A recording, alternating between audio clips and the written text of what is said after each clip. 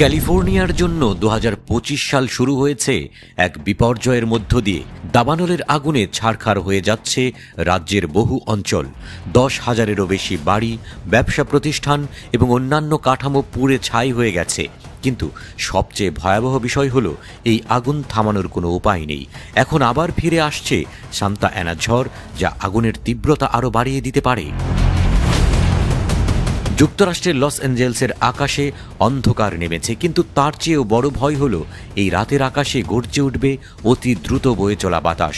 এখন লস অ্যাঞ্জেলেসকে প্রস্তুত হতে হচ্ছে আগুন বাড়িয়ে দেয়া শক্তিশালী বাতাস মোকাবেলায়।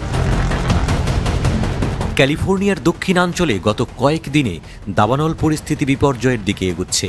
সোমবার ন্যাশনাল ওয়েদার সার্ভিস জানিয়েছে 50 থেকে 70 মাইল প্রতি ঘন্টা বাতাসের গতি হতে পারে, যা বেড়ে গিয়ে 80 মাইল পর্যন্ত পৌঁছাতে পারে লস অ্যাঞ্জেলেস এবং ভেঞ্চুরা কাউন্টির পাহাড়ি এলাকায়। এই ঝড়ের কারণে আগুনের বিস্তার আরও দ্রুত হতে পারে এবং যার ফলে নতুন দাবানলের সৃষ্টি হতে পারে।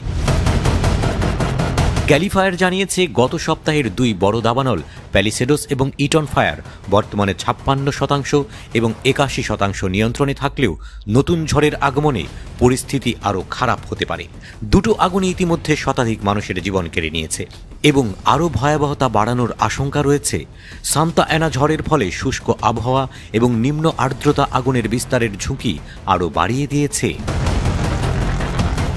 লস অ্যাঞ্জেলেস ফায়ার ডিপার্টমেন্টের প্রধান ক্রিস্টিন ক্রাউলি জানান, আমরা জানি বাতাসের এই গতি আগুনকে আরও ভয়াবহ করতে পারে, তবে আমাদের দলের কাছে পর্যাপ্ত রিসোর্স রয়েছে।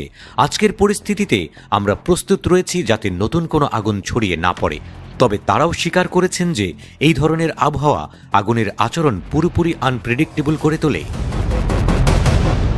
ইতিমধ্যে লস অ্যাঞ্জেলেসের বিভিন্ন জায়গায় প্রস্তুতি হিসেবে 30টি ফায়ার ইঞ্জিন এবং বেশ কিছু অতিরিক্ত কর্মী মোতায়েন করা হয়েছে। এই ব্যবস্থা আগুনের বিরুদ্ধে লড়াই চালিয়ে যাওয়ার জন্য অপরিহার্য। আবহাওয়ার বিপর্যয় এবং আশঙ্কা। আবহাওয়ার পূর্বাভাস অনুসারে সান্তা অ্যানা ঝড় এই রাতে চরম আকার ধারণ করতে পারে এবং আগামী 24 ঘন্টায় একেবারে বিপজ্জনক হতে পারে। কিছু এলাকা যেখানে আগুনের পালে গতিরোধ করা হয়েছে সেখানেও ঝুঁকি রয়েছে।